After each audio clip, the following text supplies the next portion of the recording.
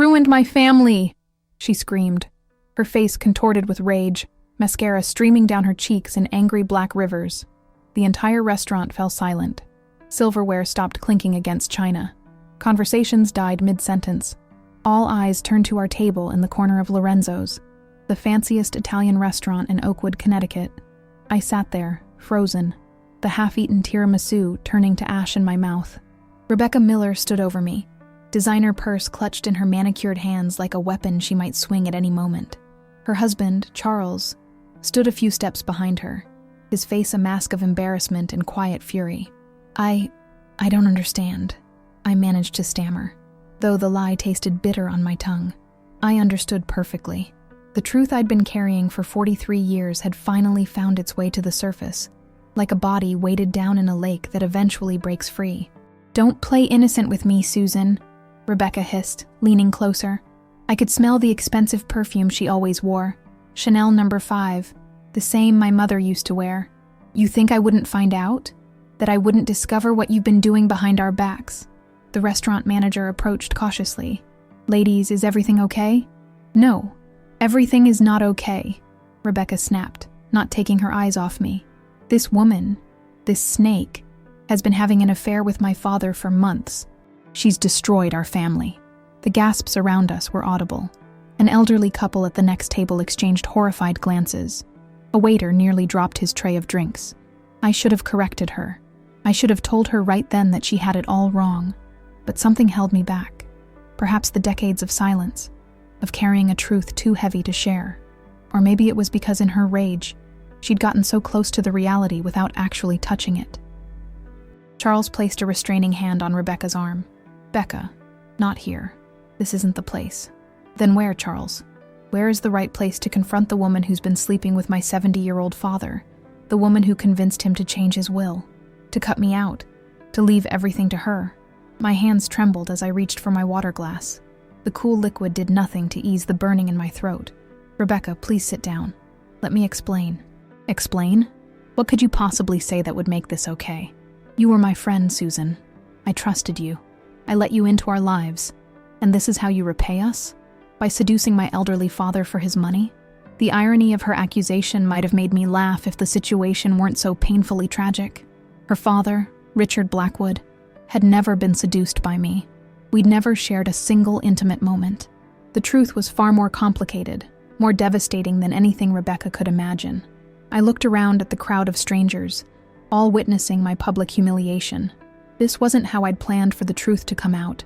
Not in the middle of Lorenzo's on a Thursday evening, with marinara sauce still staining the napkin beside my plate, and Sinatra crooning softly from hidden speakers. "Rebecca," I said, finding my voice at last. It came out stronger than I expected, steadier. "You have it all wrong. I've never had an affair with your father." "Liar!" she spat. "I saw the emails. I heard the messages. My dearest Richard, I can't wait to see you again. Our secret is safe. Don't insult my intelligence by denying it. Those messages, of course." She'd found our correspondence, but misinterpreted everything. The pieces were falling into place now, but the picture they formed was even more painful than I'd anticipated. I stood up slowly, gathering my purse and coat.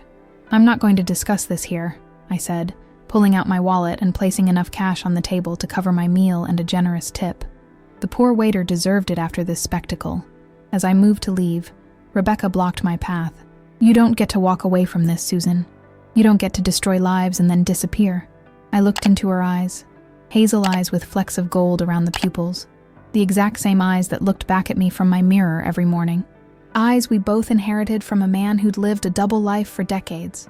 I leaned in close, so only she could hear the words that would change everything between us forever.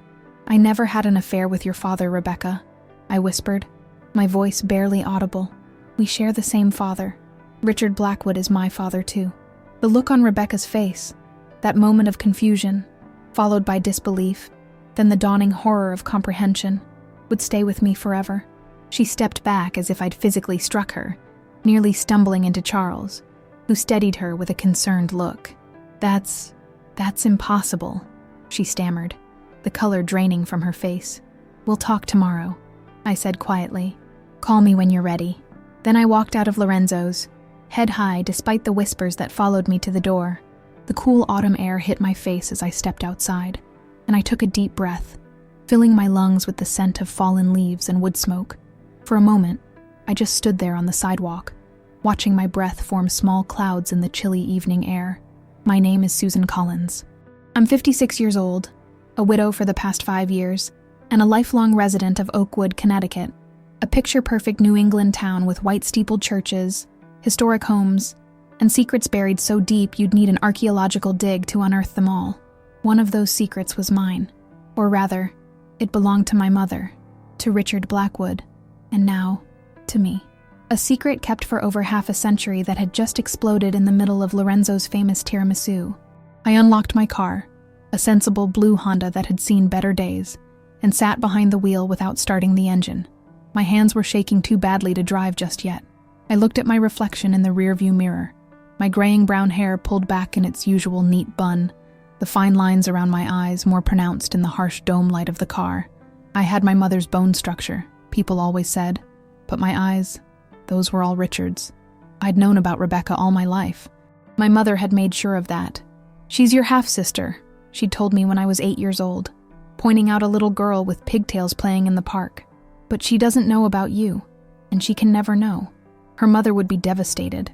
Even at that young age, I understood the weight of the secret I was being asked to carry. My mother, Eleanor, had been Richard's secretary in the late 1960s, before he married Catherine, and became the respected businessman and pillar of the community everyone in Oakwood admired. Their affair had been brief, but resulted in me. By the time my mother realized she was pregnant, Richard was engaged to Catherine, the daughter of his business partner, and his ticket to success in a world where connections meant everything. He offered to pay for an abortion, my mother once told me during a rare moment of candor, after too many glasses of sherry one Christmas Eve. But I couldn't do it, not even for him. So we made a deal instead. He would provide financial support, but he could never acknowledge me publicly as his daughter. His new wife, his real family, would never know I existed. And so I grew up on the periphery of Richard Blackwood's life, watching from a distance as he built his perfect family with his perfect wife, in their perfect colonial home on Maple Street. I attended the same schools as Rebecca, though she was 5 years younger than me. I saw them at church on Sundays, at community events, at the local swimming pool in summer, always watching, never belonging. My mother never married. "Once you've loved Richard Blackwood, other men seem like cheap imitations," she used to say. She devoted herself to raising me and to her job as a librarian at the Oakwood Public Library. We lived modestly but comfortably in a small house on the outskirts of town, thanks in part to the monthly checks Richard sent clockwise through his lawyer. I grew up wondering what it would be like to call him Dad, to have him attend my school plays, to celebrate birthdays with him. But those were dreams I learned to pack away alongside my childish toys. Reality was different. Reality was watching him cheer for Rebecca at her soccer games while pretending not to notice me sitting in the bleachers. Reality was receiving graduation gifts with no cards attached. Reality was a father who couldn't acknowledge my existence. When my mother died 10 years ago from breast cancer, Richard came to the funeral. He stood at the back of the church, left before the service ended, and sent an enormous arrangement of white lilies with no card. 2 days later, his lawyer contacted me with the news that Richard had set up a trust fund for me. A gesture, the lawyer called it, to honor your mother's memory.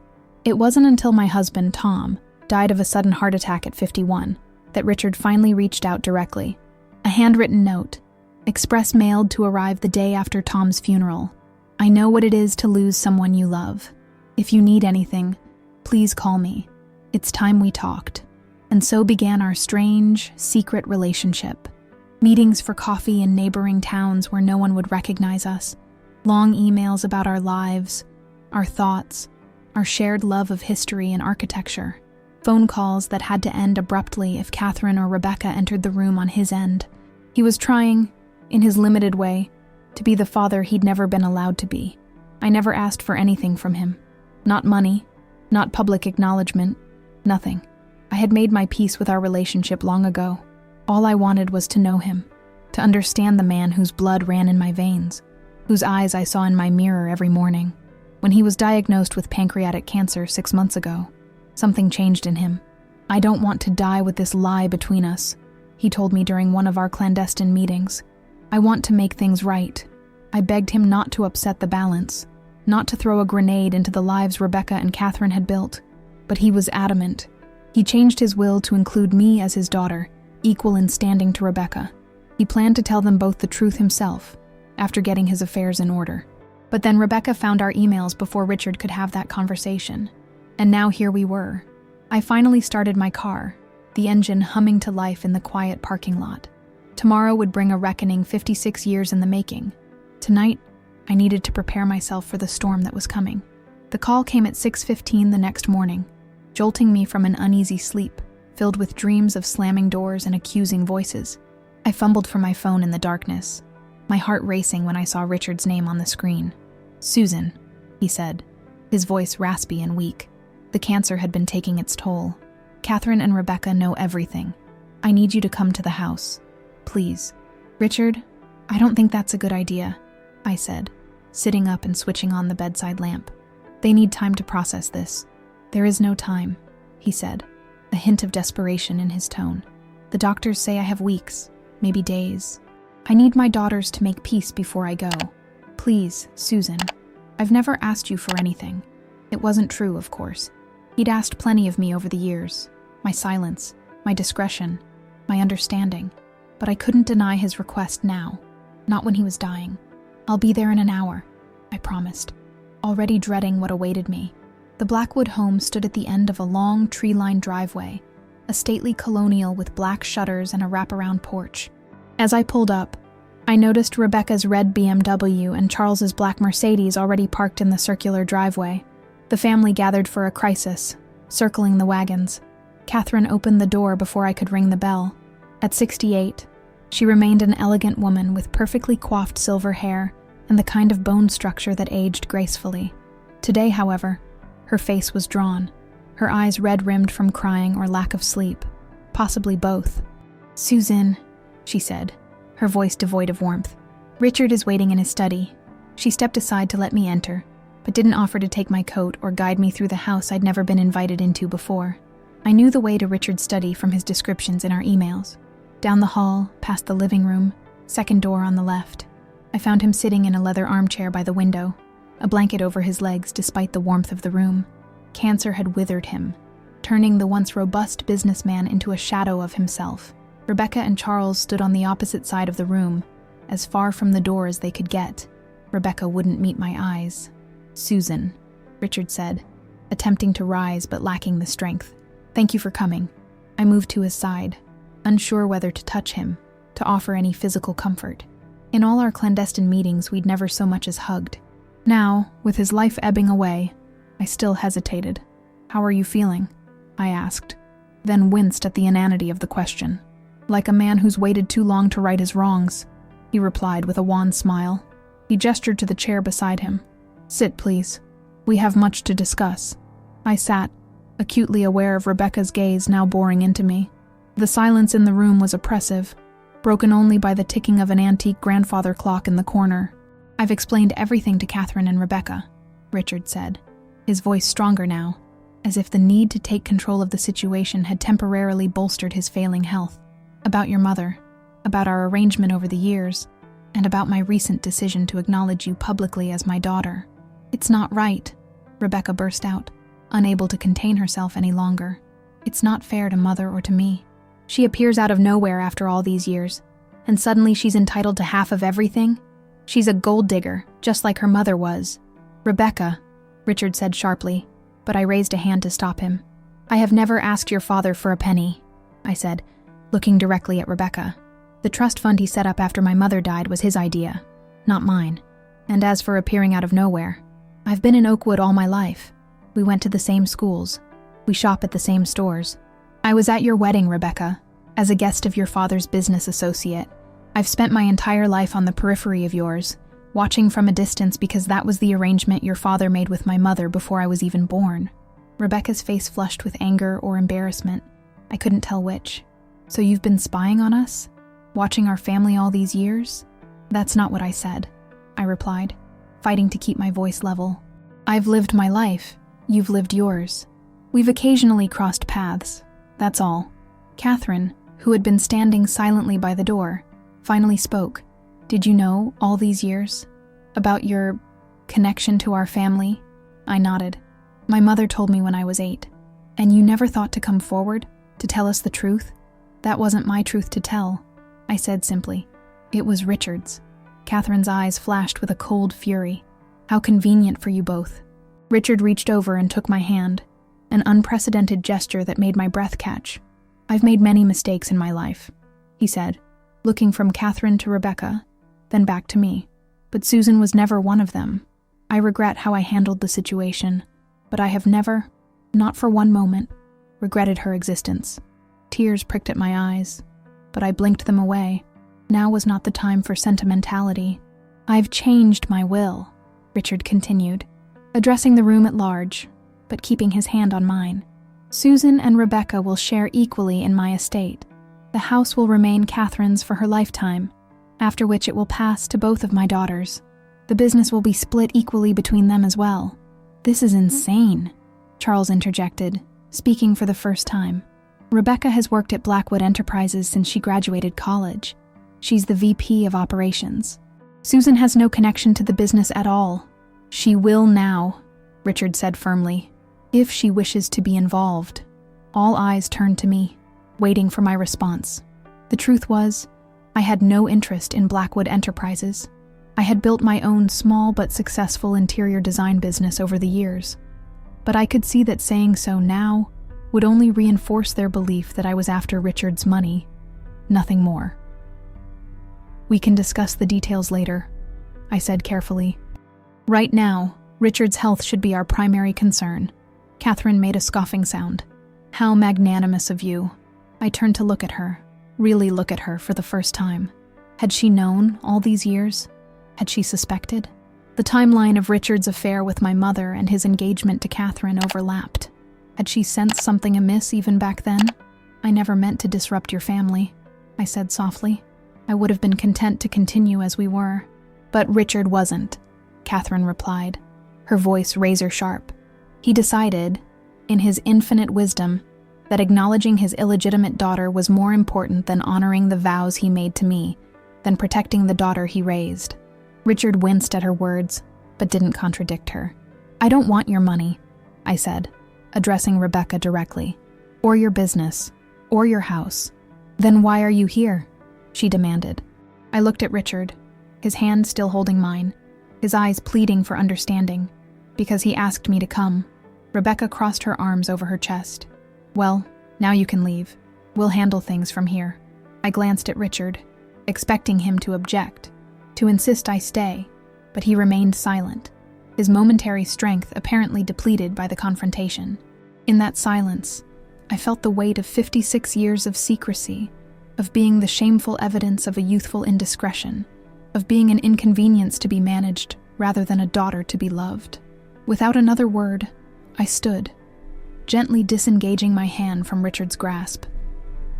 I walked toward the door, passing Catherine, who stepped aside as if afraid any contact between us might contaminate her. As I reached for the doorknob, Richard finally found his voice again. Susan, wait. I paused but didn't turn around. I'll call you later, he promised. I nodded, still facing the door, then walked out of the study, down the hall, and out of the house that could have been my childhood home in another life, another reality. Richard never called. 3 days later, I received a formal letter from Blackwood Enterprises' corporate attorney, informing me that Richard had been admitted to Oakwood Memorial Hospital after a severe decline in his condition. The letter, cold, impersonal, typed on heavy cream stationery with the company letterhead, also advised me that I would not be permitted to visit him. Catherine, as his legal wife, had exercised her right to limit visitors to immediate family only. The irony of being excluded on the grounds that I wasn't immediate family wasn't lost on me. I sat at my kitchen table, rereading the letter until the words blurred before my eyes, then reached for my phone to call the one person who had stood by me through everything, my best friend, Diane. They can't do that, she insisted after I explained the situation. You're his daughter. You have rights. Not legally, I reminded her. He never officially acknowledged me. There's no birth certificate with his name on it. No adoption papers, nothing. But the new will doesn't matter until he's gone, I said, the words catching in my throat. And right now, he's still here, just inaccessible to me. I could almost see Diane's outraged expression through the phone. This is cruel, Susan. After everything you've been through, everything you've sacrificed for that family's comfort. Her words transported me back through the years, to all the sacrifices, large and small, that had defined my life. I remembered my 8th birthday, when I'd spotted Richard at the local ice cream parlor with Rebecca, who would have been about 3 then. They were sharing a banana split, Richard wiping ice cream from her chin with a paper napkin, both laughing. I'd tugged on my mother's hand, pointing them out excitedly. "Can we say hello to my dad?" I'd asked, not understanding yet the full complexity of the situation. My mother had knelt down to my level, her eyes serious behind her cat-eye glasses. "Susan, remember what we talked about? Mr. Blackwood has another family. They don't know about us. It would hurt them very much if they found out." "But it's my birthday," I'd protested, not comprehending why that should matter to these strangers. "I know, sweetheart," she'd said, smoothing my hair back from my face. "And we're going to have a wonderful celebration. Just you and me. But we need to leave now, before they see us." So we'd left without getting the ice cream we'd come for, my mother promising we'd go to a different shop on the other side of town. I'd looked back as we walked away, watching Richard feed Rebecca another spoonful of ice cream, wishing with all my heart that I could trade places with her, just for one day. Then there was my high school graduation, where I'd given the valedictorian speech. I'd spotted Richard in the crowd, sitting near the back, leaving before the ceremony ended. No congratulations, no acknowledgement of my achievement, just a check that arrived in the mail the following week, with no note attached, or my wedding day, when I'd half hoped, half dreaded that he might appear. He hadn't, of course, but a package had arrived at my home a week later, an antique silver tea service with a simple card, "Wishing you and Tom every happiness. R." I'd cried when I saw it, not for the gift itself, beautiful though it was, but for what it represented. A father who could only express his love through objects, never through presents. My mother had sacrificed too. She'd given up the chance for other relationships, other children, dedicating her life to raising me and protecting Richard's secret. "I made my choice," she would say whenever I questioned her about it, "and I've never regretted it. Not for a minute." I wondered sometimes if that was true, or if she'd told herself that so often that she'd come to believe it. She'd loved Richard until the day she died, a fact evident in the way she kept a small framed photo of him hidden in her bedside drawer, taken when they were both young, before life had separated them so irrevocably. The photo showed them at some kind of company picnic, Richard's arm around my mother's waist, both smiling at the camera. I'd found it when cleaning out her belongings after her death, along with a stack of birthday and Christmas cards he'd sent over the years, each signed simply R. She'd kept them all, these small tokens of a love that had shaped her entire life. "Susan, are you still there?" Diane's voice pulled me back to the present. "Yes, sorry," I said, wiping away a tear I hadn't realized had fallen. "Just thinking about my mother.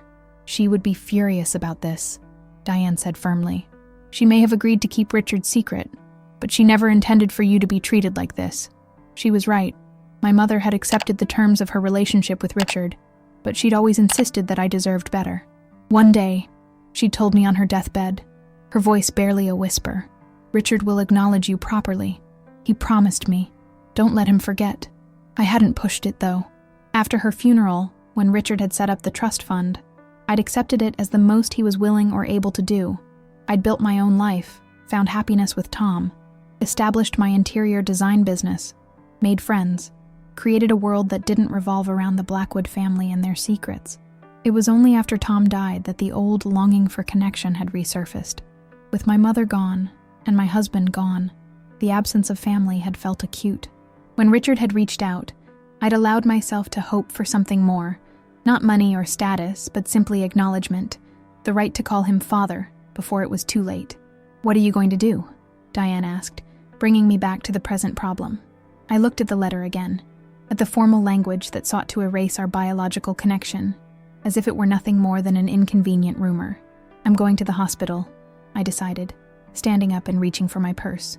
"The worst they can do is turn me away." Want me to come with you? Moral support? I considered the offer. Diane had been my rock through Tom's illness and death, through the lonely years that followed, through the complicated emotions that arose when Richard and I began our cautious reconnection. She would stand by me now, I knew, but this was something I needed to face alone. Thanks, but I think I need to do this by myself, I said, already moving toward the door. I'll call you after. Good luck, she said. And Susan? Remember, you have nothing to be ashamed of. Nothing. As I drove to Oakwood Memorial, my mind filled with memories of Tom, my kind, steady husband who had never made me feel like a secret, who had embraced my complicated background without judgment. Your father's a fool, he'd said once, after I'd spotted Richard at a community fundraiser, and he'd pretended not to know me. Any man would be proud to call you his daughter. Tom had been my family, my safe harbor. We'd tried for children of our own, but hadn't been blessed that way. Maybe it's for the best, I'd said once, in a moment of vulnerability. What if I passed on this legacy of secrecy and shame? You wouldn't, Tom had said with absolute certainty. You would break the cycle. I wondered now if I'd ever have the chance. Richard was dying, and with him would go any possibility of publicly acknowledging our connection. The familiar ache of being the family secret, the daughter who couldn't be claimed, washed over me anew as I pulled into the hospital parking lot. Whatever happened next, I knew one thing for certain. I was done hiding. The antiseptic smell of the hospital hit me as soon as I walked through the sliding glass doors. That unique blend of disinfectant, illness, and fear that permeates medical facilities everywhere. I approached the front desk with a confidence I didn't feel, my heart hammering against my ribs. I'm here to see Richard Blackwood, I told the receptionist, a young woman with kind eyes and purple-streaked hair partially hidden beneath her hijab. She typed something into her computer, then frowned slightly. Are you on the approved visitors list? I'm showing a note here that visitors are restricted to family only, by request of Mrs. Blackwood. I am family, I said, the words feeling foreign on my tongue after decades of denial. I'm his daughter. The receptionist looked confused. I only have one daughter listed here, Rebecca Miller. There's been a misunderstanding, I said, keeping my voice steady. I'm Susan Collins. Richard Blackwood is my biological father. He'll want to see me. She bit her lip, clearly uncomfortable with the situation. Let me call upstairs and check with the nursing staff. Wait. As she picked up the phone, I noticed Rebecca entering the hospital through the same doors I had used minutes earlier. She spotted me immediately, her expression darkening as she strode toward the reception desk. What are you doing here? She demanded, not bothering to lower her voice. You received the attorney's letter, didn't you? You're not welcome. The receptionist, still holding the phone, looked even more uncomfortable now. Ms. Miller, I was just trying to clarify. There's nothing to clarify, Rebecca interrupted. This woman is not to be admitted to my father's room under any circumstances. My mother has been quite clear about this. I turned to face Rebecca fully, painfully aware of the curious stares from other visitors in the lobby. He's my father too, Rebecca. I have a right to see him. You have no rights here, she hissed, stepping closer. You're nothing but the product of a mistake my father made decades ago, a mistake he regrets. Her words cut deep, but I refused to show it. Is that what he told you? That I was a mistake he regrets? Something flickered in her eyes. Uncertainty, perhaps. He didn't have to. It's obvious. If he'd wanted you in his life, he would have acknowledged you years ago. Not just when he's dying and feeling guilty. You don't know anything about our relationship, I said, keeping my voice low but firm, or about the promises he made to my mother, or about the reasons he kept me a secret all these years. I know he's my father, Rebecca shot back. I know I'm the daughter he raised, the one he was proud of, the one he acknowledged publicly. You're just an unfortunate footnote to his life. The cruelty of her words stole my breath for a moment. In that painful silence, the elevator doors opened, and Charles stepped out, his expression shifting from neutral to alarmed when he spotted me. Rebecca, he called, hurrying over. Your mother's looking for you. Richard's having a bad spell. Rebecca's face paled. Is he? Not yet, Charles said grimly. But the doctor says it could be any time now. I stepped forward, desperation overriding pride. Please let me see him. Just for a few minutes. I need to say goodbye. Rebecca looked at me with something close to hatred. Haven't you done enough damage? Showing up now, forcing him to confront his past mistakes when he should be at peace, surrounded by the people who actually matter to him? I matter to him, I insisted, hating the pleading note in my voice but unable to suppress it. Ask him. Just ask him if he wants to see me. He can barely speak, Charles said, his tone slightly more compassionate than his wife's. And Catherine is very clear that she doesn't want you there. You need to respect that. Respect? I repeated, a lifetime of silenced emotions suddenly boiling over. What about respecting the fact that I'm his daughter? That I've spent my entire life being erased, being denied, being told I don't matter enough to acknowledge? What about respecting that? My raised voice had drawn the attention of a security guard, who began moving in our direction. Rebecca noticed him too, and smiled coldly. You're making a scene, she said. If you don't leave voluntarily, you'll be escorted out. I looked from Rebecca to Charles, searching for any sign of empathy, any crack in their united front, and found none. Then I glanced at the security guard, now hovering a few feet away, clearly waiting to see if his intervention would be necessary. Defeat washed over me in a bitter wave. I wouldn't get to say goodbye to Richard. I wouldn't get the acknowledgement I'd secretly hoped for all these years. I would remain what I'd always been, the secret daughter, the one who didn't count. Fine, I said, gathering the tatters of my dignity around me like a shield. I'll go, but tell Richard something for me. Tell him I forgive him. For everything. I turned to leave, my vision blurring with unshed tears, when a voice stopped me. A voice I knew well from our secret meetings over coffee, our hushed phone conversations. Susan.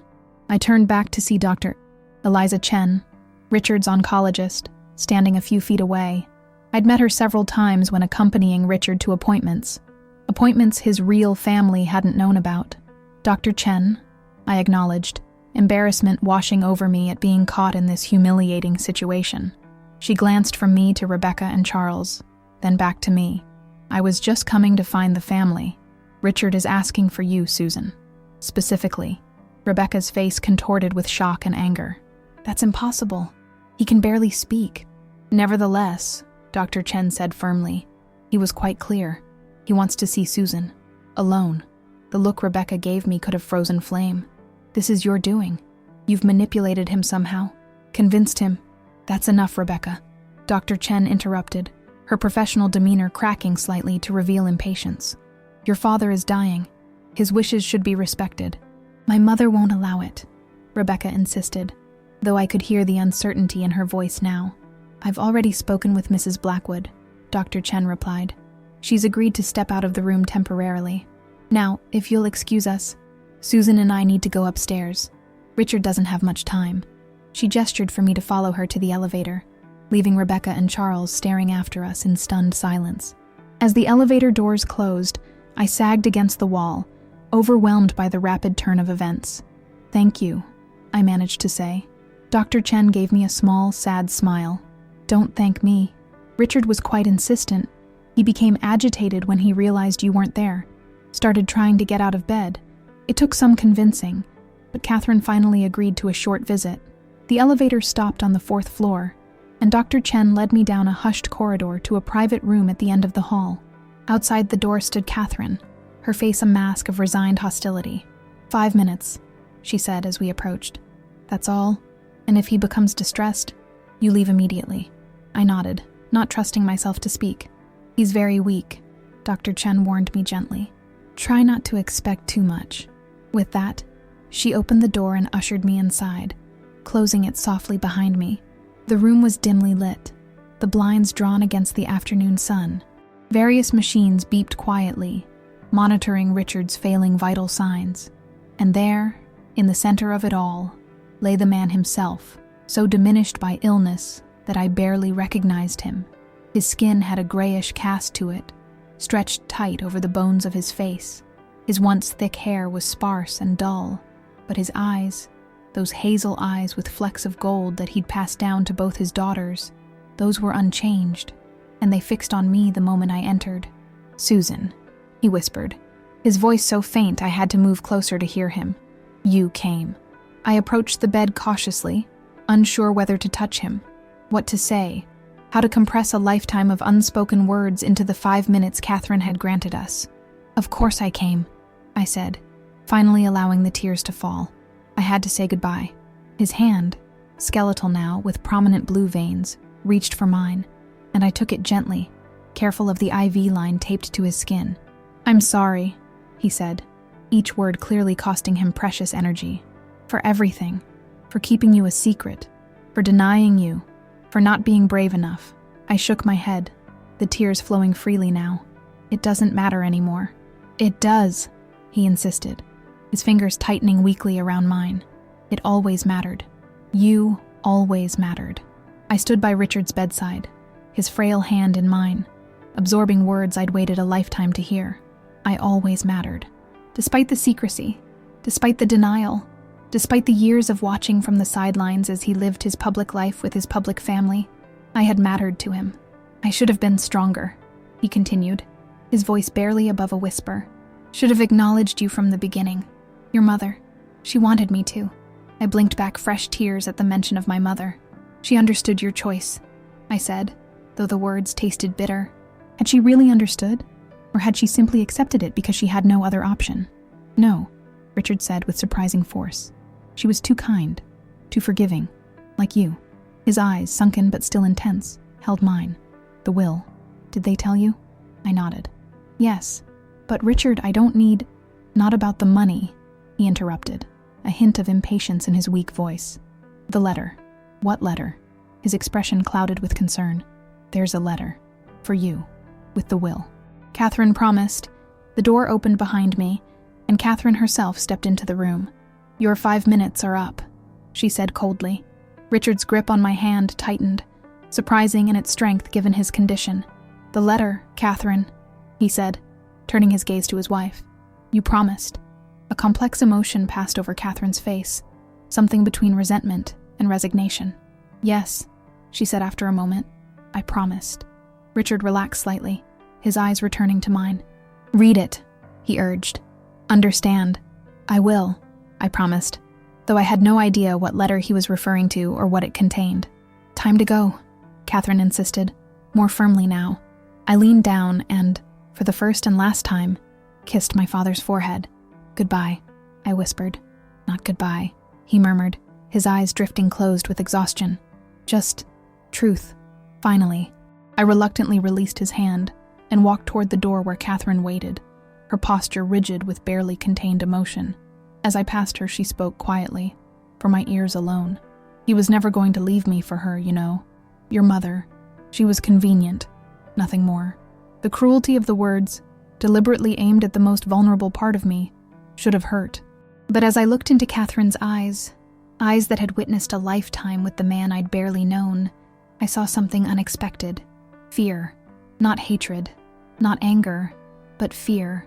Fear that perhaps Richard had loved my mother after all. Fear that their entire marriage had been built on a compromise rather than a choice. In that moment of clarity, something shifted inside me. The weight of secrecy I'd carried all my life, the burden of being the shameful evidence of a youthful indiscretion, suddenly lifted. I was not responsible for the choices Richard and my mother had made before I was born. I was not obligated to continue paying for their decisions with my silence, my acceptance, my perpetual accommodation of other people's comfort. "My mother never expected him to leave you," I said calmly. "She loved him enough to let him go. That's a kind of strength you might not understand." Without waiting for her response, I walked past her and down the corridor toward the elevator, my steps growing steadier with each foot of distance I put between myself and the Blackwood family drama. For the first time in my life, I didn't feel like an intruder in someone else's story. I was the protagonist of my own narrative, and it was time to claim it. Richard died that night. I received the news via another formal letter from the Blackwood Enterprises attorney, delivered by courier to my home the following morning. The letter informed me that the funeral would be private, family only, but that my presence would be accommodated if I insisted on attending. The condescension dripped from every carefully worded sentence. I sat at my kitchen table, the letter before me, a cup of coffee cooling untouched beside it, and made a decision that would have been unthinkable to me just days earlier. I would not attend Richard Blackwood's funeral. I would not stand at the back of the church, a tolerated interloper at the margins of a family gathering. I would not subjugate myself to Catherine's icy disdain or Rebecca's open hostility. I would not make myself small to accommodate their discomfort. Instead, I called Diane. "Richard died last night," I said when she answered. "The funeral is Thursday." "Oh, Susan," she breathed. "I'm so sorry. Do you want me to go with you? For support?" "I'm not going," I said, surprising myself with how right the words felt. "But I need your help with something else." 2 hours later, Diane and I stood on the shore of Lake Massapowag, where my mother and I had often picnicked when I was a child.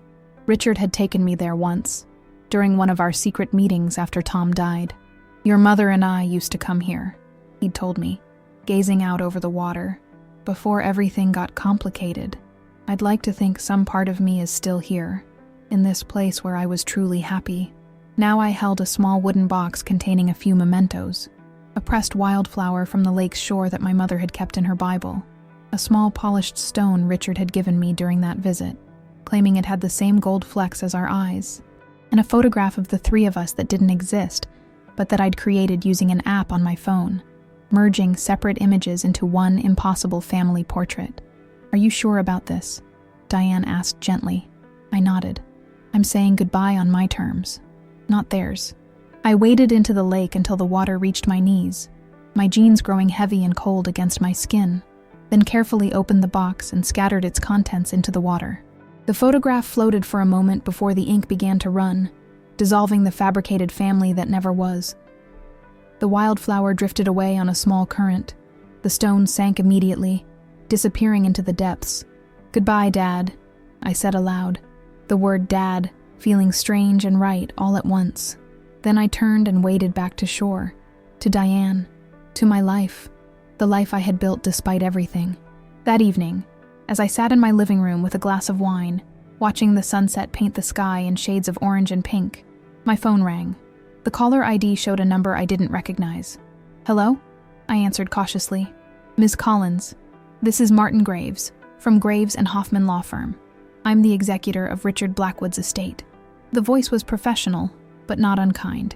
"I understand you won't be attending the funeral tomorrow." "That's correct," I confirmed, wondering how he knew. "Nevertheless, Mr. Blackwood was most insistent that you receive something immediately upon his passing. I have a letter he entrusted to me some months ago, with strict instructions that it be delivered to you personally, not mailed. Would it be convenient if I stopped by your home this evening?" My heart raced as I recalled Richard's words in the hospital. "There's a letter. For you." "Yes," I said. "That would be fine." An hour later, Martin Graves, a distinguished-looking man in his 60s with salt and pepper hair and tortoiseshell glasses, handed me a sealed envelope. He was very specific that this should come to you unopened, untouched by anyone else, he explained. "Even I don't know its contents." After he left, I sat with the envelope for a long time before finding the courage to open it. Inside was a single sheet of Richard's personal stationery, covered in his distinctive handwriting, shakier than I remembered, evidence of his declining health when he wrote it. "My dearest Susan," it began. "By the time you read this, I will be gone. There are many things I regret in my life, but none more than the pain I caused you and your mother. I made choices based on fear and convention rather than love and courage, and you paid the price for my weakness. What I couldn't tell you while I lived, what I couldn't bear to admit even to myself, was that your mother was the great love of my life. My marriage to Catherine was arranged by our families, a business merger more than a love match. I cared for her, respected her, but the passion and connection I shared with Eleanor was something rare and precious. When she told me she was pregnant with you, I panicked.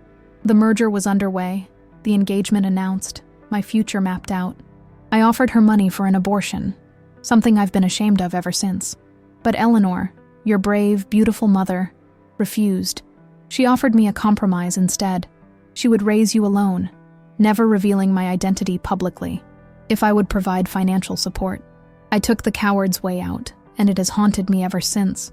Every birthday I missed, every milestone I observed from a distance, every time I saw you around town and had to pretend not to know you, each instance was a knife in my heart, a reminder of my own moral failure.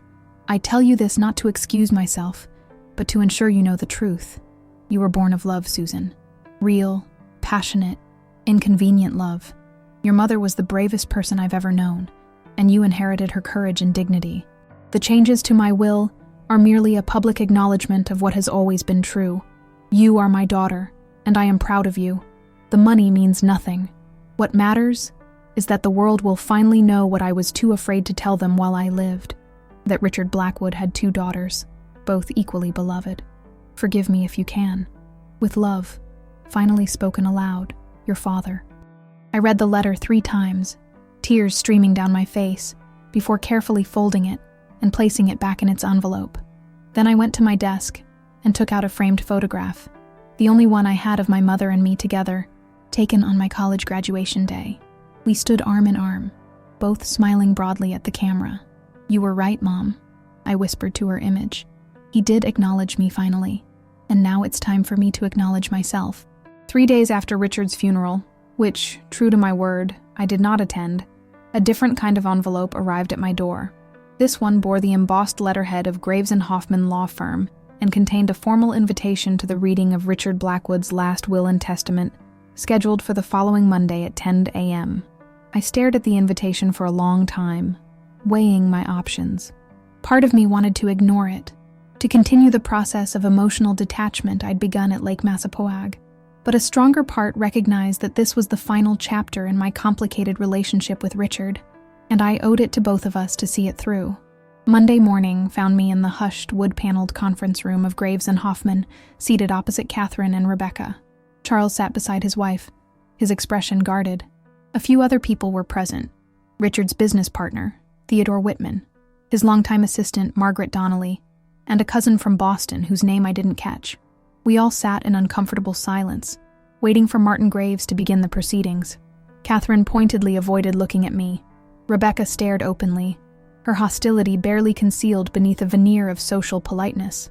I kept my eyes on the heavy mahogany table, tracing the grain of the wood with my gaze, focusing on breathing steadily.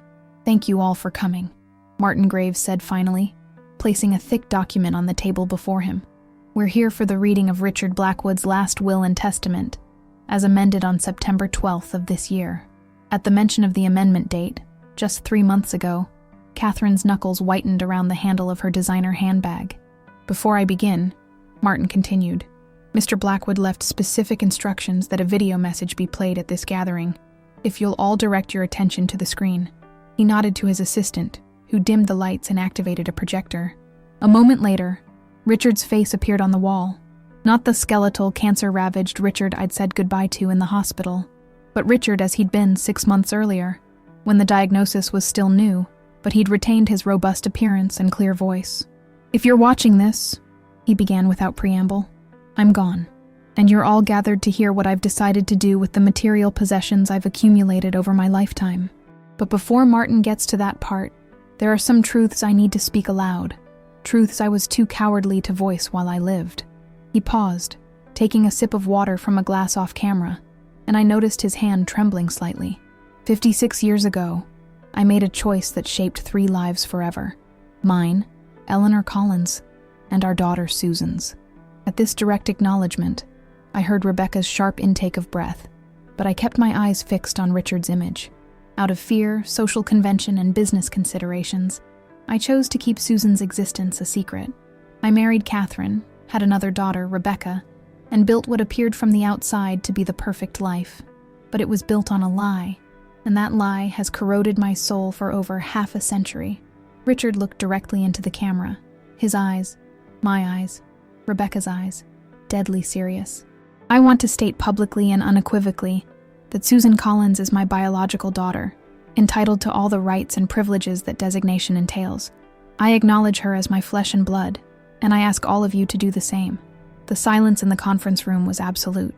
I could feel eyes on me but kept my gaze on Richard's face, memorizing every line and contour, storing this moment in my heart. "Catherine," Richard continued, turning his attention to his wife, "I owe you an apology, not for the affair with Eleanor. That happened before we were engaged, before we made promises to each other, but for the deception that followed, for asking you to live in a town where my other daughter also lived, for the times I snuck away to catch glimpses of her life, for the trust fund I established in secret. You deserved better, and I am sorry." Catherine's face remained impassive, but I noticed a slight tremor in her lower lip. "Rebecca," Richard said next. "My beautiful, accomplished daughter. I have always been proud of you, always loved you without reservation. Nothing about my acknowledgement of Susan diminishes that love in any way. You are not being replaced or diminished. You are being asked to expand your understanding of family, to recognize a sister who has been denied that recognition her whole life." Rebecca's expression hardened, her jaw clenching visibly. "And Susan," Richard said finally, turning his gaze back to what felt like a direct line to my soul. "My firstborn, the daughter I watched from a distance, the child I never tucked in at night or walked down the aisle. You have shown a grace and dignity throughout your life that humbles me. You deserved a father who claimed you proudly, who stood beside you through life's challenges and celebrated your triumphs. I failed you in the most fundamental way possible, and still you found it in your heart to forgive me. You are extraordinary, Susan, and I am so very proud to call you my daughter." Tears streamed down my face now, unchecked. 56 years of longing for precisely these words, this acknowledgement, condensed into this single surreal moment. "Now," Richard said, his tone shifting slightly, becoming more businesslike, "as to the distribution of my estate. Martin has the legal documents, but I wanted to explain my reasoning directly. Catherine will retain our home and receive a generous lifetime income from a trust I've established.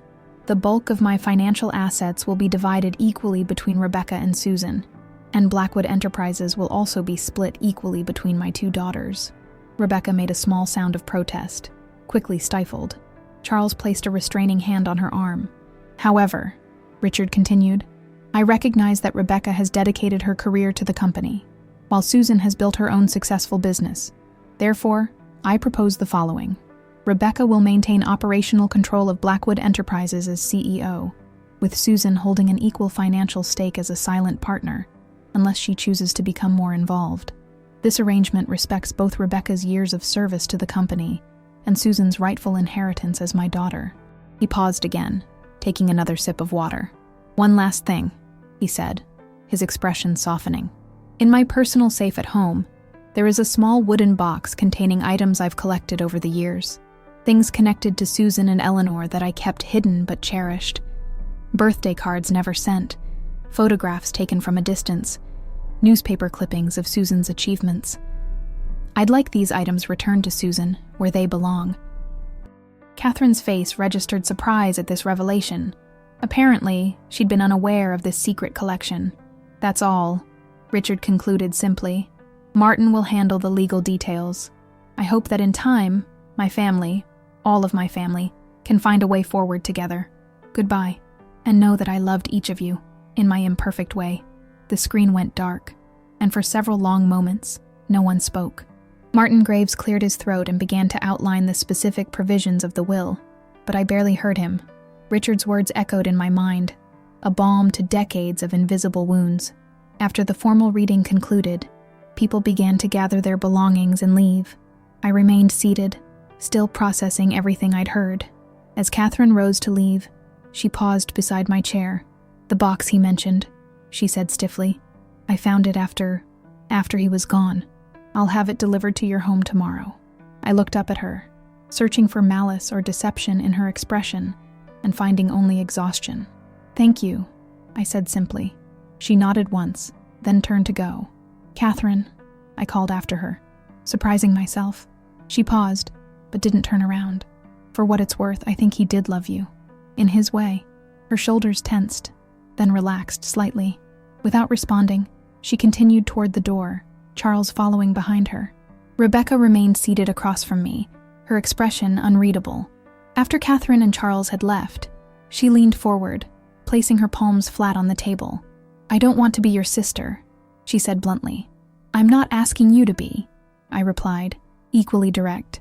"Good, because this," she gestured between us, "this doesn't make us family. DNA isn't family.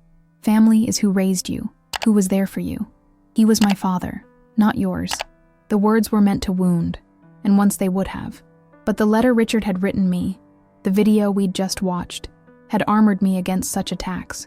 "He was both," I said calmly. "Your father and mine. You had him in ways I never did, and I envy you that. But he was still my father, Rebecca. Nothing can change that biological fact." "What do you want from me?" she demanded, frustration evident in her voice. "A tearful, sisterly reunion? Sunday dinners together? Because that's never going to happen. I don't want anything from you," I said truthfully, "except perhaps professional courtesy as we figure out this business arrangement Richard created." "I'll buy you out," she said immediately. "Name your price." I considered the offer. It would be the cleanest solution, certainly. No ongoing connection to Rebecca or Blackwood Enterprises. A substantial financial windfall that would secure my future. The easy path forward. But something in me rebelled against it. "No," I heard myself say. "I think I'll keep my shares." Rebecca's eyes widened with surprise, then narrowed with suspicion. "Why? You know nothing about the business. You've never shown any interest in it before." "Maybe it's time I learned," I said, rising from my chair and gathering my purse. "After all, it is half mine now." As I walked out of the conference room, leaving Rebecca staring after me in disbelief, I felt a strange sense of power unfurling within me. Not the bitter power of revenge or the petty power of obstruction, but the clean, clear power of finally claiming what was rightfully mine. My identity, my heritage, my place in the world. The wooden box Catherine had mentioned arrived the next day by courier. It was crafted of polished cherry wood with a simple brass latch. Clearly expensive but understated, exactly Richard's taste. With trembling hands, I opened it and began to explore its contents. A treasure trove of a secret life observed from afar. The contents of the wooden box left me breathless. Inside were dozens of photographs of me throughout my life. As a toddler playing in a park, as a gap-toothed elementary school student, as a teenager receiving an award at a school assembly, in my cap and gown at college graduation, in my wedding dress beside Tom, at my mother's funeral. In each image, I was clearly the focal point, often slightly blurry, or taken from a distance, as if captured surreptitiously. Beneath the photographs lay a stack of greeting cards: birthday, Christmas, graduation, each signed with messages Richard had written but never sent. "To my darling daughter on her 16th birthday," read one. "So proud of you," said another, dated to my college graduation. Seeing his handwriting, the words he'd wanted to say but couldn't bring himself to share, brought fresh tears to my eyes. At the bottom of the box was a small velvet pouch. Inside, I found a delicate gold locket on a thin chain. When I opened it, I discovered a tiny photograph on one side, my mother as a young woman, laughing at the camera, and on the other side, a lock of baby-fine hair that could only have been mine. A small note tucked into the pouch read, "Eleanor gave me this when you were born. I've carried it with me every day since." I sat on my living room floor surrounded by these artifacts of a shadow relationship, this evidence that Richard had been watching, caring, loving from a distance all along. It didn't erase the pain of his absence, but it softened the edges somehow, made it more complex than simple abandonment. The box contained one final item, a business card for Jessica Winters, Chief Financial Officer of Blackwood Enterprises, with a handwritten note on the back. "Jessica knows everything. Talk to her. R." The following morning, I called Jessica Winters and requested a meeting. Her response was immediate and warm, suggesting she'd been expecting my call. We arranged to meet for lunch at a small cafe in neighboring Bedford, away from the prying eyes of Oakwood. Jessica turned out to be a stylish woman in her early 50s, with silver-streaked dark hair and intelligent eyes behind tortoiseshell glasses. She greeted me with a firm handshake and an appraising look. "I've been hoping you'd call," she said as we settled at a corner table. "Richard spoke of you often, especially in the last few months." "He did?" I couldn't hide my surprise. Richard had kept me a secret for so long that the idea of him discussing me openly with anyone was startling. "Oh yes," Jessica nodded. "We've been friends for 20 years, and colleagues for 15. He trusted me with many things others didn't know, including his relationship with you." After the waiter had taken our orders and left, Jessica leaned forward. "Richard asked me to help you understand the business, should you choose to maintain your ownership stake rather than sell to Rebecca. He believed you might face resistance." "That's putting it mildly," I said with a wry smile. "Rebecca offered to buy me out before Richard's will was even fully read." Jessica nodded, unsurprised. "Rebecca sees Blackwood Enterprises as her birthright. The idea of sharing ownership with anyone, especially you, won't sit well. What would you advise?" I asked directly. "I know nothing about running a business of that scale." My interior design firm has 3 employees, including me. Blackwood Enterprises has hundreds. That depends, Jessica said carefully. What do you want, Susan? Money? Recognition? Involvement? Revenge? The question gave me pause. What did I want? The vindication of being publicly acknowledged as Richard's daughter had already been achieved through his video message and amended will. The financial security his inheritance provided was certainly welcome, but not life-changing. Tom and I had done well enough over the years, and my business was successful in its modest way. Revenge had never been my motivation. I'd spent too many years practicing forgiveness to seek retribution now. I want to honor his legacy, I said finally, surprising myself with the truth of it. Both the public one he built with Blackwood Enterprises and the private one, the relationship we began to build in these last few years. I want to understand the company that meant so much to him. And yes, I want to establish my place in it, not to push Rebecca aside, but to stand alongside her, as he intended. Jessica studied me for a long moment, then smiled. Richard said you had Eleanor's wisdom and compassion. I think he was right. She reached into her briefcase and withdrew a thick folder. This is a comprehensive overview of Blackwood Enterprises, our divisions, financial standing, major clients, and current challenges. It's the same packet we prepare for potential board members. I accepted the folder, a bit overwhelmed by its heft. Thank you. This will give me somewhere to start. There's more, Jessica said, her expression turning more serious. Something Richard was particularly concerned about. A situation developing with our largest client, Meridian Technologies. The contract is up for renewal next month, and their new procurement officer is pushing to move their business to our competitor, StellarCore. Rebecca doesn't know yet. Richard wanted to handle it himself before telling her, but he ran out of time. I finished for her. Jessica nodded. Meridian represents nearly 30% of our annual revenue. Losing them would be devastating, possibly requiring layoffs.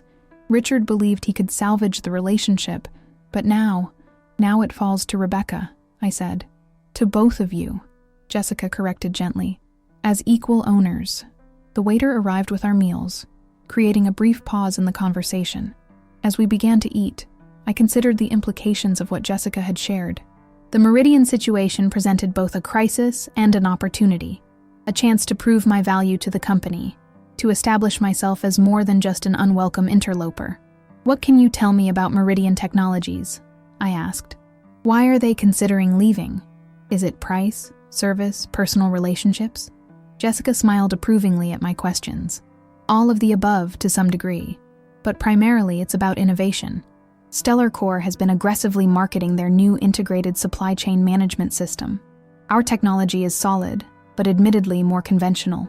Meridian's new procurement officer, James Chen, is young, ambitious, and eager to make his mark by modernizing their operations. I frowned, processing this information. But Blackwood Enterprises must have some advantages over StellarCore. What did Richard think was our strongest selling point? Reliability, Jessica said promptly. Our record of consistent, on-time delivery is unmatched in the industry. StellarCore has had some high-profile failures in recent years. Shipping delays, quality control issues. Their technology might be flashier, but our performance is superior. An idea began to form in my mind. Meridian makes medical devices, right? Precision instruments for hospitals and clinics? Jessica nodded, looking intrigued by my question. So reliability isn't just a business preference for them. It's a matter of patient care, I continued, thinking aloud. A delayed shipment or quality issue could potentially impact medical procedures, patient outcomes. Exactly, Jessica confirmed, her expression brightening. That's the argument Richard planned to make to James Chen and the Meridian board. What if we took it a step further? I suggested. Instead of just telling them about our reliability advantages, what if we showed them? Created a visual presentation comparing our delivery metrics with StellarCore's, including specific instances where their failures could have impacted patient care if Meridian had been using their services. Jessica's eyes widened. That's actually brilliant. Visual storytelling is powerful, especially when dealing with abstract concepts like supply chain reliability. Interior design has taught me that, I said with a small smile. People struggle to envision abstract concepts. They need to see them, feel them, understand their real-world impact. For the next hour, Jessica and I sketched out a strategy for approaching Meridian Technologies, a combination of data-driven arguments about reliability and emotional appeals centered on patient outcomes. By the time we finished our coffee, I had filled several pages of notes in a small notebook I carried in my purse. "There's just one problem," Jessica said finally. "Rebecca handles all major client relationships personally. She won't welcome your involvement, especially not with a client as important as Meridian." "Then we don't tell her. Not until we have a solid proposal ready to present," I decided. Richard wanted us to work together, to complement each other's strengths.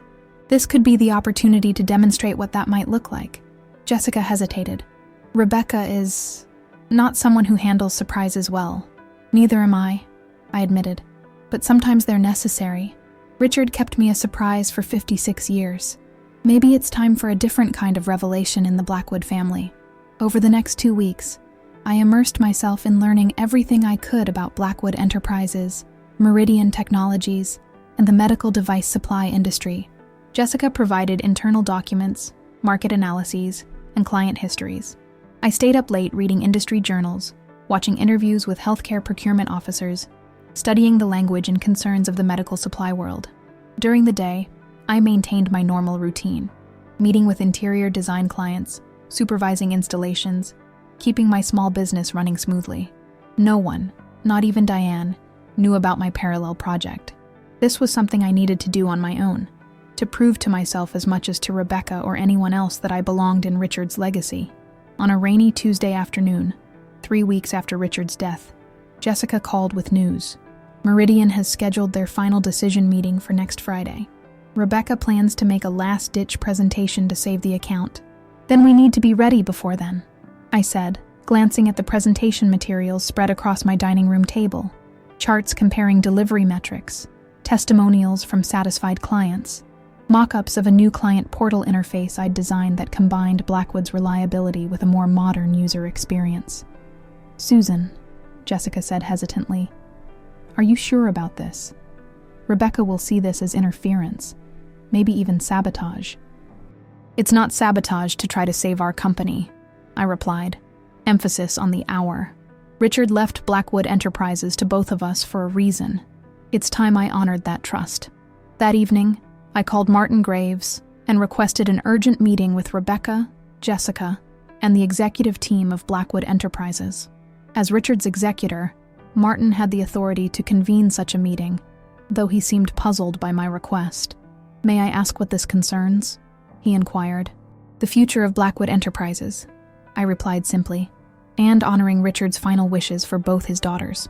The meeting was set for Thursday morning, one day before Rebecca's scheduled presentation to Meridian Technologies. As I hung up the phone, I felt a curious mixture of anxiety and determination. For the first time in my life, I was stepping fully into my identity as Richard Blackwood's daughter, claiming the place he had finally acknowledged was rightfully mine. I glanced at the photograph of my mother that had always sat on my bedside table, Eleanor at 30, holding me as a baby, her smile radiant despite the challenges that lay ahead for both of us. "I'm not hiding anymore, Mom," I whispered to her image, "and neither is your granddaughter." Thursday morning dawned crisp and clear, the kind of perfect autumn day that showcases New England at its finest. I dressed with particular care. A tailored navy suit I'd had made for special client presentations, pearl earrings that had belonged to my mother, and a gold locket that had once been hidden in Richard's wooden box, but now hung openly around my neck. The Blackwood Enterprises headquarters occupied a renovated textile mill on the outskirts of Oakwood, a beautiful red brick building with large windows and a clock tower, tastefully modernized while preserving its historical character. As I pulled into the visitor parking space, I noticed Rebecca's red BMW already there, along with several other luxury vehicles belonging, presumably, to the executive team. Jessica met me at the reception desk, her expression a mixture of support and concern. "Everyone's gathered in the main conference room," she said. "Rebecca is not pleased about this meeting. I wouldn't expect her to be," I replied, clutching my portfolio containing the presentation materials I'd prepared. "Is everything ready?" Jessica nodded. "The projector is set up and I've loaded your presentation onto the system. Are you nervous?" I laughed softly. Terrified, actually, but also strangely calm. "Does that make any sense?" "Perfect sense," she assured me as we walked toward the conference room. "Richard would be proud of you, you know. This is exactly the kind of initiative he hoped you'd take." The conversation in the conference room fell silent as we entered. 8 people sat around a large mahogany table, Rebecca at the head, Charles beside her, and 6 others who must be the executive team. All eyes turned to me, expressions ranging from curiosity to outright hostility. "Thank you all for coming," I said, moving to the empty seat Jessica had left for me near the projector screen. "I appreciate you taking the time from your busy schedules." "We didn't have much choice," Rebecca said coldly. "When the executor of my father's estate calls an emergency meeting, people tend to show up. Though I still don't understand why you're here, Susan, or what gives you the right to disrupt our operations this way." I met her gaze steadily. "I'm here because Blackwood Enterprises faces a crisis with Meridian Technologies, and I believe I can help." Rebecca's eyes widened slightly before narrowing again. "That's a confidential client matter. How do you even know about it?" "Richard told me," I lied smoothly, protecting Jessica. "During one of our last conversations, he was deeply concerned about losing Meridian and what it would mean for the company, for his legacy." Rebecca's jaw tightened at the reminder of my relationship with Richard, but before she could respond, I turned to address the room at large. "For those who don't know me, my name is Susan Collins. As Richard Blackwood's will made clear, I am his daughter, and now own 50% of this company alongside Rebecca." I paused, letting that sink in. "I'm not here to disrupt or interfere. I'm here to contribute, to help preserve and grow the company our father built." One of the executives, a distinguished-looking man with silver hair, leaned forward. "With all due respect, Ms. Collins, you have no experience in our industry. Rebecca has been with the company for 20 years. She knows our clients, our operations, our challenges." "That's true, Mr. Donovan." "Walter Donovan, Chief Operating Officer." "That's true, Mr. Donovan," I acknowledged. "I don't have Rebecca's experience or industry knowledge. What I do have is a fresh perspective, a different skill set, and a vested interest in seeing Blackwood Enterprises succeed. And sometimes, an outside perspective is exactly what's needed to solve a persistent problem." I moved to the laptop connected to the projector and opened my presentation. Meridian Technologies represents 30% of our annual revenue. They're considering moving their business to StellarCore, primarily because of perceived technological advantages.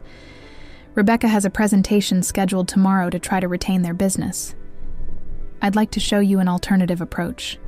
For the next 30 minutes, I walk them through my analysis of the situation and my proposed strategy, emphasizing reliability as a patient care issue, showcasing the real-world impacts of supply chain failures in medical settings, and introducing my concept for a modernized client interface that would combine Blackwood's proven reliability with the technological innovation Meridian was seeking.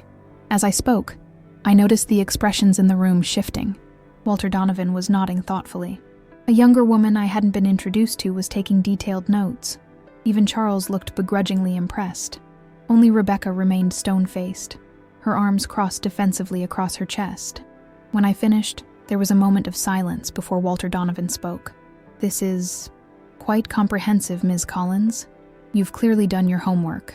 "Thank you, Mr. Donovan. But I want to be clear. I'm not suggesting this replace Rebecca's presentation. Rather, I think elements of this approach could enhance what she's already prepared. This should be a collaborative effort." The young woman who'd been taking notes raised her hand slightly. "I'm Amina Patel, Marketing Director. I particularly like the visual comparison between our delivery metrics and StellarCore's. That's powerful stuff. We could definitely incorporate that into our standard pitch deck."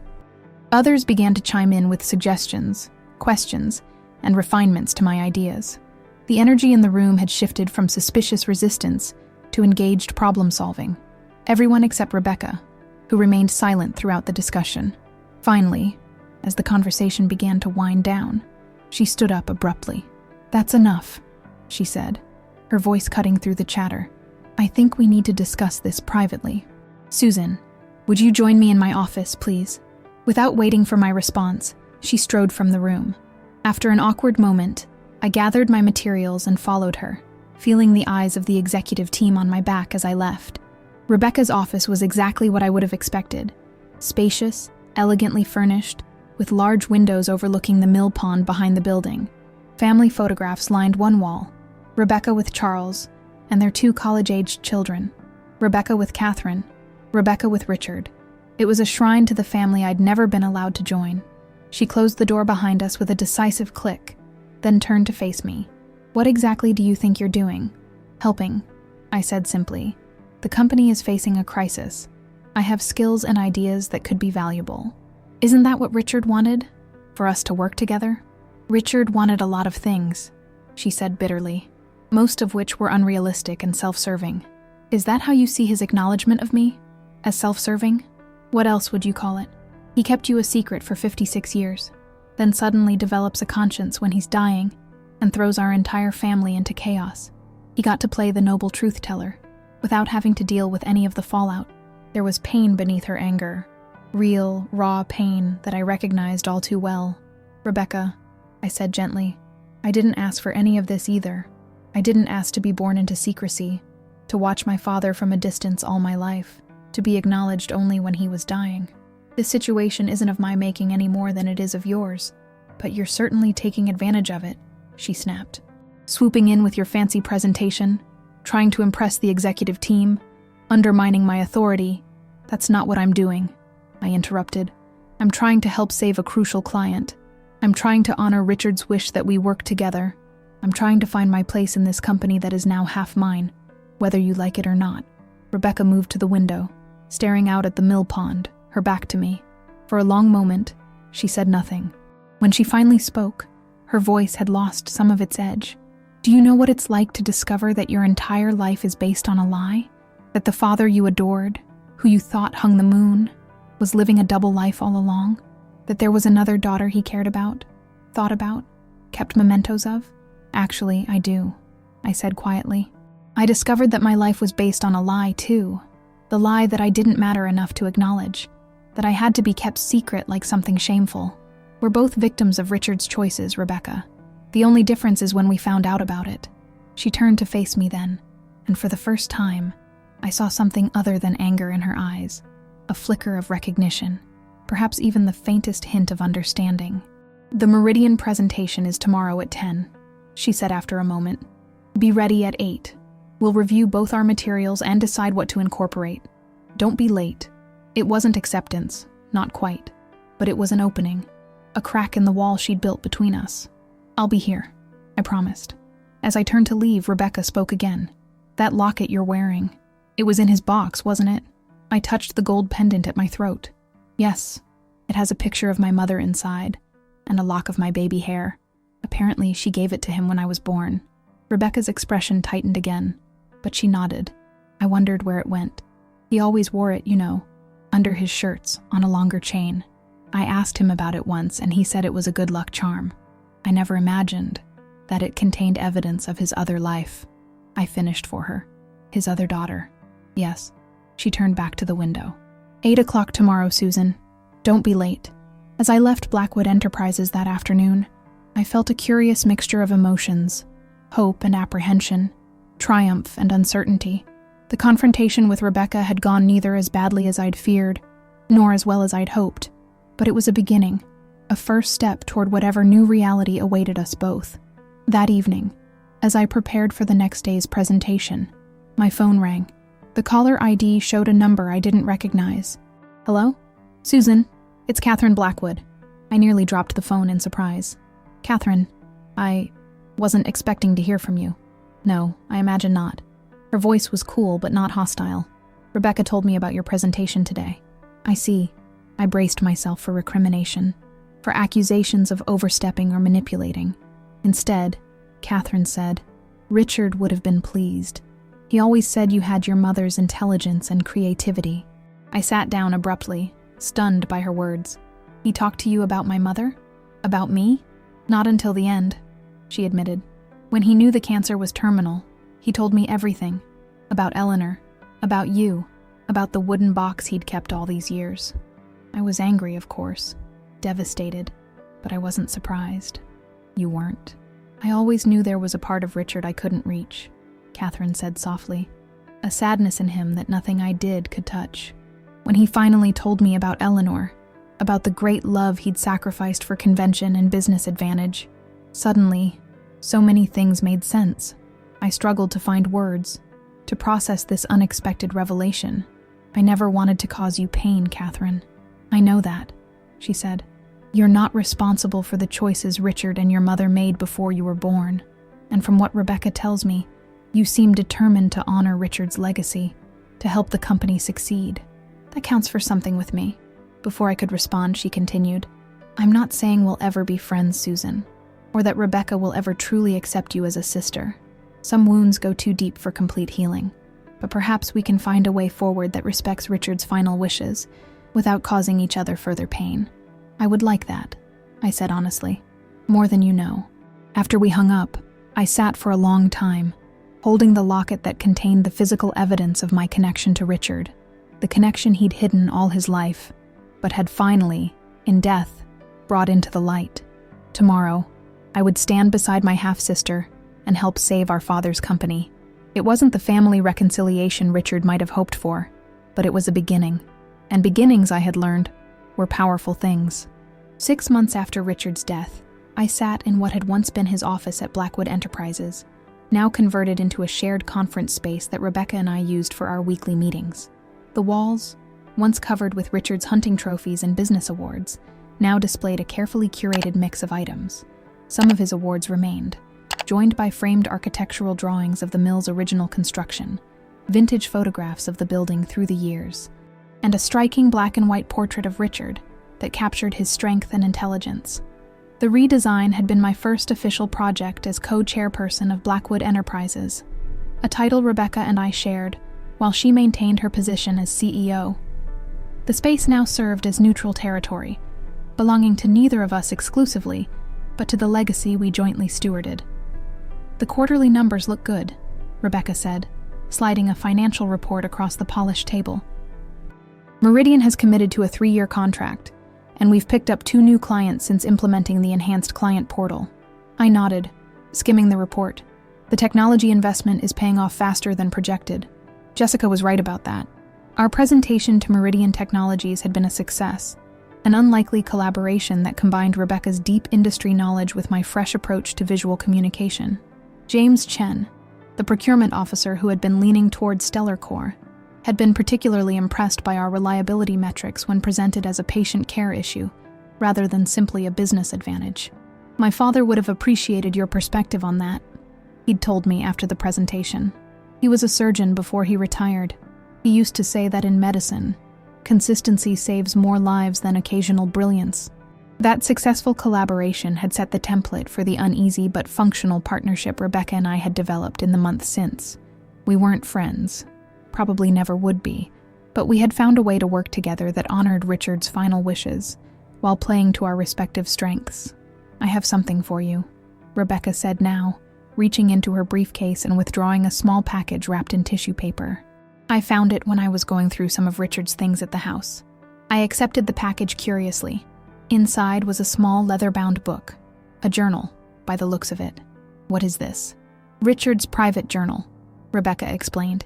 He kept it in his bedside table. Most of it is business notes, daily observations, that sort of thing. But there are entries about you, going back years. I thought you should have it. I opened the journal with trembling hands, flipping carefully through the pages covered in Richard's distinctive handwriting. Random entries caught my eye. Saw Susan at the community theater production tonight. She was luminous on stage, so much like Eleanor in her gestures and expressions. Had to leave before the final curtain to avoid being seen by Catherine. Susan graduated from design school today, watched from the back of the auditorium. She gave a short speech about finding beauty in unexpected places. Eleanor would have been so proud. Susan married today. Tom Collins seems like a good man, solid and kind. I hope he gives her all the stability and love I couldn't provide. And later entries after my mother's death, after Tom's. Met with Susan today at that coffee shop in Bedford. First real conversation we've ever had. She has Eleanor's compassion but a strength all her own. She didn't rail at me for the past. Didn't make demands. Just wanted to know me. I don't deserve such grace. Terminal diagnosis confirmed today. 6 months, maybe less. So much left undone, unsaid. Must make arrangements for Susan, ensure she's finally acknowledged. Catherine will be devastated, Rebecca furious. But I can't die with this lie between us all. Tears blurred my vision as I closed the journal. Thank you for this. I said softly. It means a great deal. Rebecca nodded, a complex emotion crossing her face. I was angry when I found it. Furious, actually. All those years he was thinking about you, watching you, recording his observations of you like some secret project, while I thought I had his full attention. Rebecca, she held up a hand to stop me. Let me finish. I was angry, yes, but then I realized something. His attention was always divided, between you and me, between his public life and his private regrets, between the path he chose and the one he abandoned. And that wasn't your fault. It was his choice, his burden to carry. It was the closest thing to absolution she had offered in the 6 months we'd been working together. I accepted it for what it was. Not forgiveness exactly, not acceptance, but acknowledgement. The recognition that we had both been shaped by Richard's choices, without either of us being responsible for them.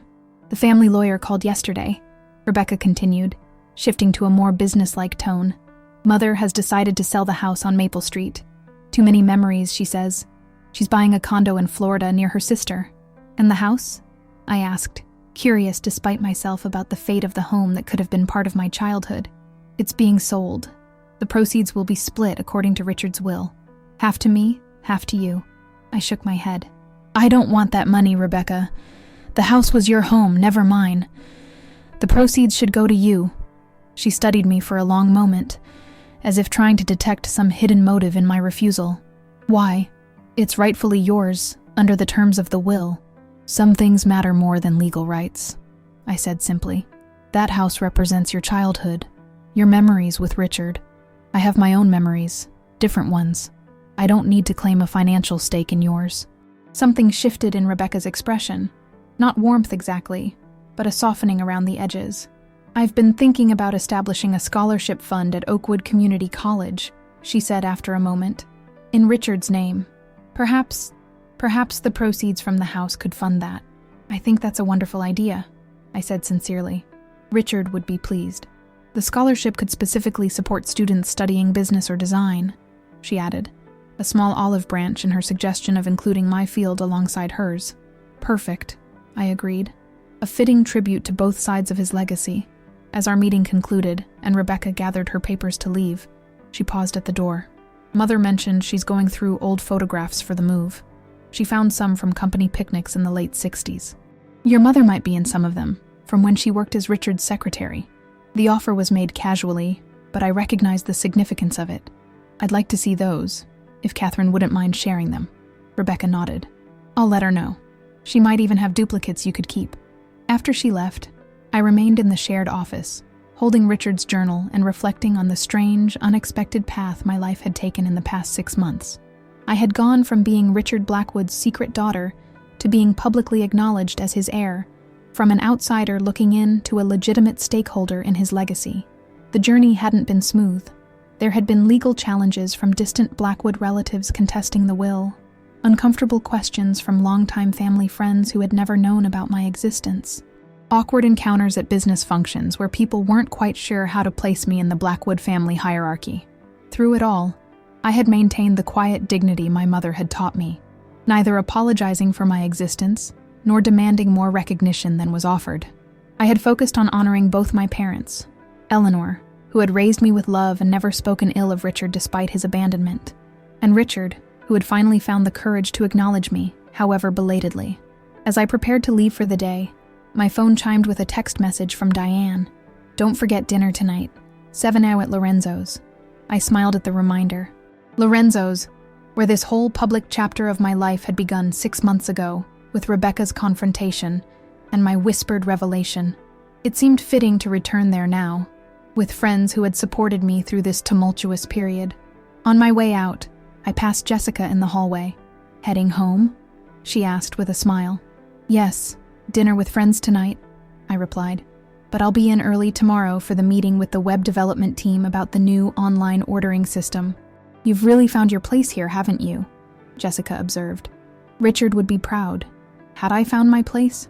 I considered the question as I drove home to change for dinner. In many ways, yes. I had carved out a role at Blackwood Enterprises that utilized my design background and fresh perspective while respecting Rebecca's experience and authority. We had achieved a working relationship that, while not warm, was productive and increasingly respectful. But beyond the professional arrangements, beyond the legal acknowledgments and financial settlements, I had found something more valuable: peace. The restless questioning that had haunted me all my life, about my worth, my place, my identity as the secret daughter, had finally quieted. Richard's letter, his video message, the wooden box of mementos, and now his journal, these tangible proofs of his conflicted love, had helped heal wounds I hadn't fully acknowledged even to myself. I no longer felt like a shadow, a secret, an inconvenient reminder of a youthful indiscretion. I was Susan Collins, daughter of Eleanor Collins and Richard Blackwood, with a rightful place in both their legacies. That evening at Lorenzo's, seated with Diane and other friends at the same table where Rebecca had confronted me 6 months earlier, I found myself filled with an unexpected sense of gratitude. Not for the inheritance or the business position, though those were significant, but for the truth. However painful, however late in coming, the truth had finally set me free from the prison of secrecy that had constrained my life for so long. "A toast," Diane suggested, raising her wine glass. "To new beginnings." "To new beginnings," I echoed, lifting my own glass. "And to the power of truth," finally spoken. As our glasses clinked together, I glanced toward the restaurant's entrance, where a familiar figure had just appeared. Rebecca, with Charles beside her, being shown to a table on the opposite side of the dining room. Our eyes met briefly across the crowded space. She didn't smile, but she did acknowledge me with a slight nod before turning her attention to the menu. It wasn't forgiveness or acceptance or love. It wasn't the sisterly relationship Richard might have hoped for in his final wishes, but it was recognition, the simple, profound acknowledgement that I existed, that I mattered, that I belonged in the world we now shared. And after 56 years of shadows, that was enough.